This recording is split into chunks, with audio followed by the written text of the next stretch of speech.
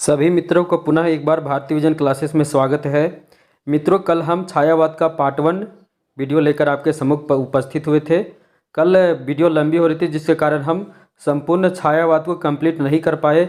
आज हम इस क्लास में छायावाद का संपूर्ण निचोड़ सीरीज को पूरा कर लेंगे। तो प्रारंभ करते हैं छायावाद का पार्ट 2 वीडियो। कल हम आपको छायावाद के बारे में बताए थे, छायावाद का प्रारंभ कब हुआ, छायावाद के सर्वप्रथम प्रयोगकर्ता कौन है, छायावाद के प्रवर्तक कौन है ना, ये सब पर हम कल चर्चा कर चुके थे।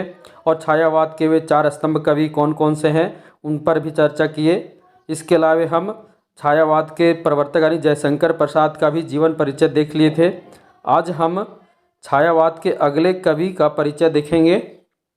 मित्रों, हम इस क्लास में कवि का सिर्फ कवि का परिचय के अलावे उनकी काव्य रचनाओं के अलावे भी उनकी जितनी भी साहित्य विधा की रचनाएं, सभी रचनाओं को इस क्लास में हम पूरा करेंगे। यानी इस क्लास को पूरा करने के बाद छायावाद के जितने भी कवि हैं, सभी कवियों का जीवन परिचय से लेकर उनके द्वारा रचित जितने भी काव्य रचनाएं हों या उपन्यास हों या नाटक हों या अन्य जितनी भी विधाओं में वो रचनाएं किए हैं, सबका इस क्लास में निचोड़ सीरीज है। चलिए प्रारंभ करते हैं छायावाद पार्ट 2। छायावाद के दूसरे कवि, छायावाद के दूसरे जो प्रसिद्ध कवि हैं सूर्यकांत त्रिपाठी निराला, जिन्हें महाप्राण निराला भी कहा जाता है। निराला जी का इनका जन्म जो हुआ था 21 फरवरी 1897 ईस्वी महिषादल मोदनीपुर पश्चिम बंगाल में सूर्यकांत त्रिपाठी निराला का जन्म हुआ था। और इनका मृत्यु 15 अक्टूबर 1961 ईस्वी इलाहाबाद उत्तर प्रदेश में हुआ था। दोनों आपको याद कर लेना है। जन्म कितना में हुआ था तो 21 फरवरी 1897।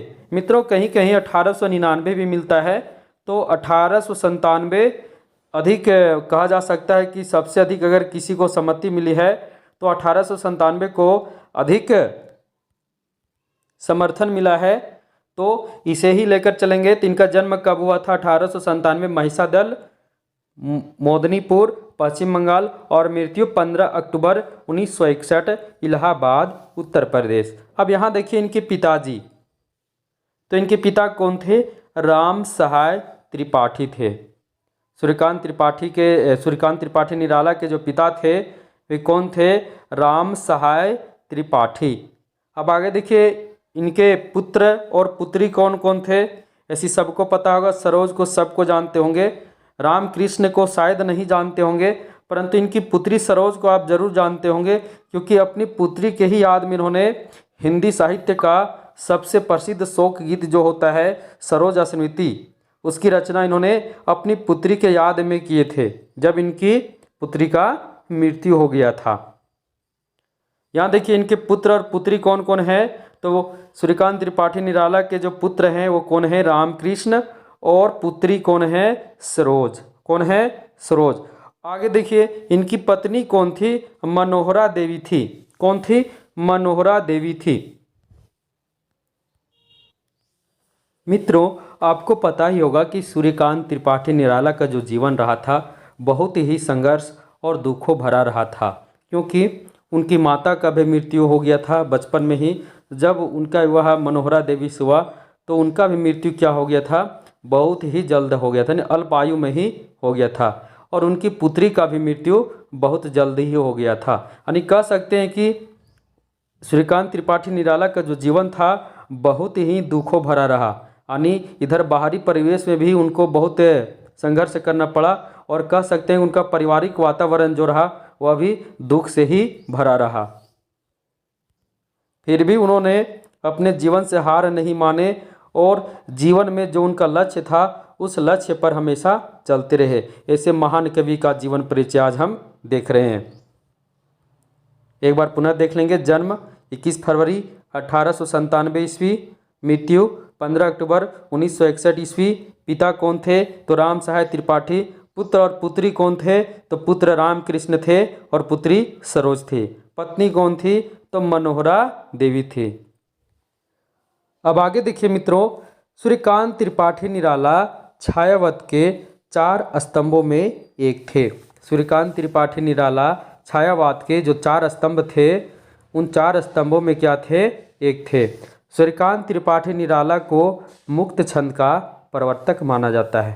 मित्रों, सूर्यकांत त्रिपाठी निराला को मुक्त छंद का प्रवर्तक माना जाता है क्योंकि इन्होंने ही कविता को छंदों से मुक्त किया।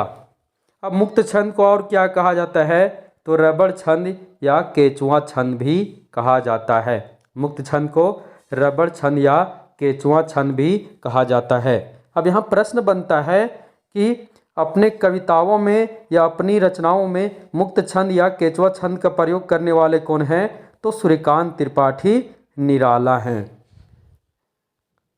आगे है, सूर्यकांत त्रिपाठी निराला की बहुत सारी रचनाएं क्या थी, तो बादलों को संबोधित।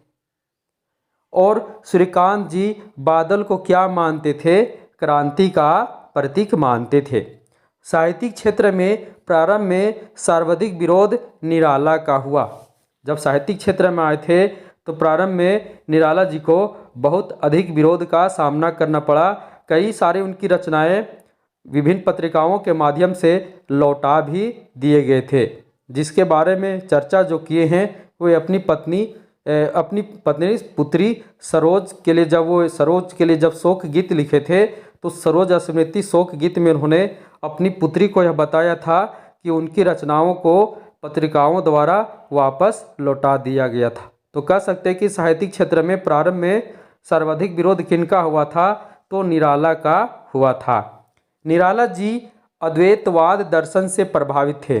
निराला जी अद्वैतवाद दर्शन से प्रभावित थे। मित्रों, हम आपको बताए थे कि छायावाद के जितने भी 4 स्तंभ कवि थे सभी जो थे वह किन्हीं न किन्हीं दर्शन से प्रभावित थे। तो निराला जी जो थे वे अद्वैतवाद दर्शन से प्रभावित थे। आगे देखते हैं। अब यहाँ देखिए, निराला की प्रथम काव्य कृति कौन सी है, तो निराला की प्रथम काव्य कृति अनामिका है। कौन सी है, अनामिका है, जिसका रचना काल 1923 ईस्वी है। अब निराला की अंतिम काव्य कृति कौन सी है, तो सांध्य कली है, जिसका रचना काल क्या है, 1969 है। और इनके मरने के बाद, यहाँ थोड़ा सा छूट गया है, यहाँ मरणोपरांत होगा, यानी निराला जी के मरने के बाद यह सांध्य कली प्रकाशित हुई थी। तो निराला की प्रथम काव्य कृति अनामिका और अंतिम काव्य कृति सांध्य कली है। अब निराला की प्रथम कविता कौन सी है, तो प्रथम कविता जो है वह जूही की कली है। क्या है, जूही की कली है। अब यहाँ कविता और काव्य कृति 2 अलग अलग आए हैं। तो काव्य कृति में बहुत सारे कविताएं शामिल होते हैं और कविता सिर्फ एक कविता होता है। तो ये कविता काव्य कृति में ही शामिल होता है। तो निराला की प्रथम कविता कौन सी है, जूही की कली है। और अंतिम कविता कौन सी है, तो पत्रोत्कंठित जीवन का विष बुझा हुआ। ये इनका क्या है, अंतिम कविता है। आगे है, निराला द्वारा रचित शोक गीत कौन सी है, तो सरोज स्मृति है। और ये हिंदी साहित्य का सबसे महान शोक गीत माना जाता है, सबसे प्रसिद्ध शोक गीत माना जाता है, जिसकी रचना निराला ने अपनी पुत्री के याद में किए थे, जब उनकी पुत्री का मृत्यु हो जाता है। एक बार फिर से देख लीजिए। निराले की प्रथम काव्य कृति अनामिका, अंतिम काव्य कृति सांध्य कली। प्रथम कविता जूही की कली और अंतिम कविता पत्रोत्कंठित जीवन की विष का बुझा हुआ। और निराला का शोक गीत वह कौन सा है, जो उनकी पुत्री को संबोधित है, पुत्री को ही लिखे थे। वे रचना है सरोज स्मृति। कौन सा है, सरोज स्मृति। अब आगे देखते हैं मित्रों, निराला जी की रचनाओं को हम यहाँ देखेंगे। सबसे पहले इनका काव्य संग्रह को देखते हैं। तो काव्य संग्रह इनके कौन कौन थे, अनामिका 1923 जो इनका प्रथम काव्य संग्रह है, परिमल 1930, गीतिका 1939, तुलसीदास 1938, अनिमा 1943। उसके बाद है नए पत्ते 1946, अपरा 1946, बेली 1946, अर्चना 1950, आराधना 1953, गीत गुंज 1954 और राग विराग 1947। अब यहाँ देखिए राम की शक्ति पूजा जो इनका एक रचना है वह क्या है, तो राम की शक्ति पूजा जो है इनके द्वारा रचित क्या है, एक प्रबंधात्मक काव्य है। राम की शक्ति पूजा जो झारखंड पीजीटी के सिलेबस में भी लगा हुआ है। मित्रों जितनी भी रचनाएं हैं इसे आपको याद तो करना पड़ेगा, रट्टा तो मारना पड़ेगा, क्योंकि बिना रट्टा मारे आपको याद भी नहीं हो सकता है। तो इनका काव्य संग्रह कौन कौन है, अनामिका, परिमल, गीतिका, तुलसीदास, अनीमा, नए पत्ते, अपरा, बेली, अर्चना, आराधना, गीत गुंज, राग विराग और राम की शक्ति पूजा, ये क्या हैं, इनकी प्रसिद्ध काव्य रचनाएं हैं। अब आगे देखते हैं निराला जी के उपन्यास कौन कौन से हैं, यहाँ एक करके देखेंगे। उपन्यास में है यहाँ पर अप्सरा 1931, अलका 1933, प्रभावती 1936, निरुपमा 1936, उसके बाद है चोटी की पकड़ 1946 और इंदुलेखा, ये क्या हैं, इनके द्वारा रचित उपन्यास हैं। एक बार फिर से देख ले कौन कौन है, अपरा 31, अलका 33, प्रभावती 36, निरुपमा 36, चोटी की पकड़ 46 और इंदुलेखा, ये क्या है, इनके द्वारा लिखी गई उपन्यास हैं। मित्रों परीक्षा में प्रश्न आ जाते हैं कभी कभी, अलका किन का उपन्यास है, अप्सरा किन का उपन्यास है, निरुपमा किन का उपन्यास है, तो आपको याद करना ही पड़ेगा। आगे बढ़ते हैं। अब इनका कहानी संग्रह देख लीजिए, बहुत ही प्रसिद्ध है, परीक्षा में कई परीक्षा में आ भी चुका है। तो लीली, सुकुल की बीवी और चतुरी चमार, ये क्या है, 3 निराला जी की कहानी संग्रह है। मित्रों अभी हम पढ़ रहे थे महाप्राण निराला का जीवन परिचय। हम अभी तक जितने भी स्लाइड देखे सभी स्लाइड में निराला जी का जीवन परिचय देखे, उसके बाद उनके द्वारा रचित जितनी भी विधा में काव्य रचनाएं हैं, उपन्यास हैं, नाटक हैं, निबंध हैं, सभी को हम एक करके देखे। अब हम आगे बढ़ते हैं। अगले कवि जो हैं सुमित्रा नंदन पंत, कौन है, सुमित्रा नंदन पंत, जो छायावाद के ही स्तंभ 4 स्तंभ कवियों में शामिल हैं। तो इनका जन्म 1900 ईस्वी में हुआ था। कितना में हुआ था, 1900 ईस्वी में हुआ था। कहाँ पर, तो अल्मोड़ा उत्तर प्रदेश में हुआ था। कहाँ हुआ था, अल्मोड़ा उत्तर प्रदेश में हुआ था। मृत्यु कितना में हुआ था, 1977 इलाहाबाद उत्तर प्रदेश में हुआ था। आगे है, ये प्रकृति के सुकुमार कवि माने जाते हैं। सुमित्रा नंदन पंत प्रकृति के सुकुमार कवि माने जाते हैं। पंत की प्रथम कविता गिरजे का घंटा है। पंत की प्रथम कविता कौन सा है, तो गिरजे की घंटा। पंत की प्रथम छायावादी रचना कौन सी है, तो उच्छ्वास है। कौन सी है, उच्छ्वास है। और पंत की अंतिम छायावादी रचना कौन सी है, तो गुंजन है। कौन सी है, गुंजन है। प्रथम कविता गिरजे की घंटा, प्रथम छायावादी रचना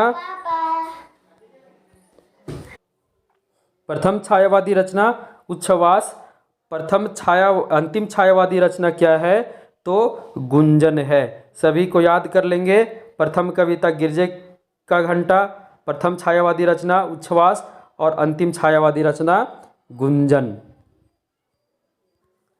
आगे है, पंत को संवेदनशील इंद्रिय बोध का कवि कहा जाता है। पंत को संवेदनशील इंद्रिय बोध का भी कवि कहा जाता है। पंत जी किस दर्शन से प्रभावित थे, तो पंत जी अरविंद दर्शन से प्रभावित थे। किस दर्शन से, अरविंद दर्शन से प्रभावित थे। हिंदी साहित्य में प्रथम बार ज्ञानपीठ पुरस्कार अगर किन्हीं को मिला था, यानी साहित्य क्षेत्र का सबसे बड़ा जो पुरस्कार है, जो भारतीय राजभाषा यानी 22 जो भाषाएं हैं भारतीय राजभाषा में, वे सभी 22 राजभाषाओं में जो उत्कृष्ट रचना होता है उनके लिए पहले ज्ञानपीठ पुरस्कार दिया जाता था। तो हिंदी में यानी हिंदी साहित्य में अगर प्रथम बार जो ज्ञानपीठ पुरस्कार पाने वाले थे वे पंत ही थे।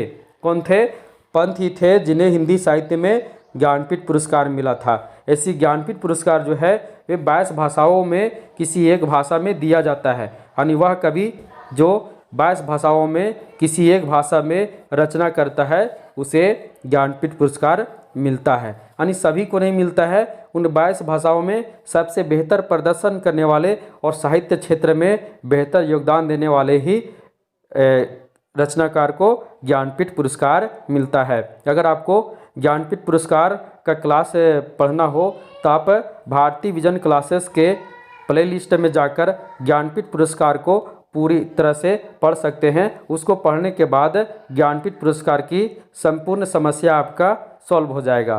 तो पंत जी हैं, इनको सबसे पहली बार हिंदी साहित्य में यानी हिंदी क्षेत्र में यानी हिंदी साहित्य के पहले ये रचनाकार थे जिनको ज्ञानपीठ पुरस्कार मिला था। आगे है, पंत को जो ज्ञानपीठ पुरस्कार मिला था वे उनकी रचना चिदंबरा के लिए मिला था और कितना में 1968 में। ज्ञानपीठ पुरस्कार जो प्रारंभ हुआ था वह 1965 में प्रारंभ हुआ था और इनको 1968 में मिला था। यानी हिंदी साहित्य के पहले रचनाकार हैं जिनको ज्ञानपीठ पुरस्कार मिला। अब यहाँ देखते हैं पंत की रचनाओं को, इस स्लाइड में देखते हैं तो यहाँ देखिए, वीणा, ग्रंथि, उच्छ्वास, पल्लव, गुंजन, युगांत, युगवाणी, ग्राम्या, स्वर्ण किरण, स्वर्णधुली। अब यहाँ देखिए स्वर्ण किरण, स्वर्णधुली, यह जो है यह अरविंद दर्शन से प्रभावित रचना है। कभी कभी आ जाता है कि पंत की वह कौन सी रचना है जो अरविंद दर्शन से प्रभावित है, तो स्वर्ण किरण और स्वर्ण धुली है ना, इसे याद कर लेना। फिर से देख लीजिए रचनाओं को, पंत की रचनाएं कौन कौन सी। वीणा 1918 ईस्वी, ग्रंथि 1920 ईस्वी, उच्छ्वास 1920 ईस्वी, पल्लव 1928 ईस्वी, गुंजन 1936 ईस्वी 32 ईस्वी, युगांत 1936 ईस्वी, युगवाणी 1939 ईस्वी, ग्राम्या 1940 ईस्वी, स्वर्ण किरण 1947 ईस्वी, स्वर्णधुली 1947 ईस्वी। और भी इनकी रचनाएं हैं, यहाँ देखिए, युगांतर 1948 ईस्वी, उत्तरा 1949 ईस्वी, रजत शिखर 1951 ईस्वी, शिल्पी 1952 ईस्वी, लोकायतन 1964 ईस्वी, काला और बूढ़ा चांद 1959 ईस्वी। ये सभी क्या हैं, तो पंत जी की काव्य रचनाएं हैं। सभी को देख लेंगे और मित्रों आपको याद करना ही पड़ेगा, बिना याद किए कुछ भी होने वाला नहीं है। चाहे यूट्यूब पर कितने भी पढ़ाने वाले होंगे, जब तक स्वयं मेहनत नहीं कीजिएगा, आप स्वयं मेहनत कीजिएगा तभी कुछ हो सकता है। तो आपको याद करना ही पड़ेगा, मेहनत करना ही पड़ेगा। बस आप ये समझ लीजिए कि आपको याद करना है तो करना है। अगले कवि हैं, अब यहाँ कवि नहीं कवयित्री हैं, है ना। कवयित्री हैं महादेवी वर्मा, जो छायावाद के 4 स्तंभ में एकमात्र कवयित्री थी महादेवी वर्मा। अब इनको देखते हैं, इनका जीवन परिचय। इनका जन्म 1907 में हुआ था। कहाँ हुआ था, फारुखाबाद उत्तर प्रदेश। कहाँ हुआ था, फारुखाबाद उत्तर प्रदेश। मृत्यु कितना हुआ था, 1987 ईस्वी, इलाहाबाद उत्तर प्रदेश में हुआ था। महादेवी वर्मा छायावाद के 4 स्तंभों में एक हैं। क्या हैं, एक हैं। आगे, महादेवी वर्मा को आधुनिक युग की मीरा कहा जाता है। ये बहुत ही इम्पोर्टेंट कह सकते हैं तथ्य है कि आधुनिक युग की मीरा किसे कहा जाता है, तो महादेवी वर्मा को कहा जाता है। क्योंकि यहाँ से प्रश्न कई बार आ चुके हैं। आधुनिक युग की मीरा किसे कहा जाता है, तो महादेवी वर्मा को कहा जाता है। अब यहाँ देखिए, महादेवी वर्मा हिंदी साहित्य की प्रथम कवयित्री हैं जिन्हें ज्ञानपीठ पुरस्कार मिला। ये भी याद कर लेना, महादेवी वर्मा हिंदी साहित्य के प्रथम कवयित्री हैं। कवि तो कौन थे, तो कवि के रूप में पंत जी को मिला था। यानी पंत जी थे हिंदी साहित्य के प्रथम कवि थे जिन्हें ज्ञानपीठ पुरस्कार मिला था। वहीं प्रथम कवयित्री कौन है, तो महादेवी वर्मा हैं जिन्हें ज्ञानपीठ पुरस्कार मिला। महादेवी वर्मा की प्रथम काव्य कृति कौन सी है, नीहार है। कौन सी है, नीहार है, जिसकी रचना काल कितना है, 1930। ये इनका क्या है, प्रथम काव्य कृति है। आगे, महादेवी वर्मा बौद्ध दर्शन से प्रभावित थी। किस दर्शन से प्रभावित थी? बौद्ध दर्शन से प्रभावित थी। महादेवी वर्मा को महाशक्ति यानी दुर्गा भी कहा गया है। यानी छायावाद में महाशक्ति या दुर्गा की प्रतीक कौन थी? तो वे महादेवी वर्मा थी, क्योंकि छायावाद के जो 4 स्तंभ थे उनमें से जो 3 पुरुष जो कवि थे, प्रसाद पंत और निराला, उन्हें छायावाद का ब्रह्मा विष्णु और महेश कहा जाता है। और एकमात्र कवित्री महादेवी वर्मा थी। इन्हें क्या कहा जाता है? तो महाशक्ति यानी दुर्गा कहा जाता है। इसे भी याद कर लेना, सभी तथ्य आपके लिए बहुत ही इम्पोर्टेंट है। अब यहाँ देखते हैं महादेवी वर्मा की रचनाओं को देखते हैं। बहुत ही आसान है, याद हो जाएगा बहुत जल्द ये। तो इनका पहला रचना निहार, रश्मि, निर्जा, सांध्य गीत, यामा, दीपशिखा, सप्तपर्णा। कौन कौन से है? निहार, रश्मि, निर्जा, सांध्य गीत, यामा, दीपशिखा, सप्तपर्णा। याद रखना, यामा के लिए ही इनको क्या मिला था? ज्ञानपीठ पुरस्कार मिला था। क्या मिला था? ज्ञानपीठ पुरस्कार मिला था।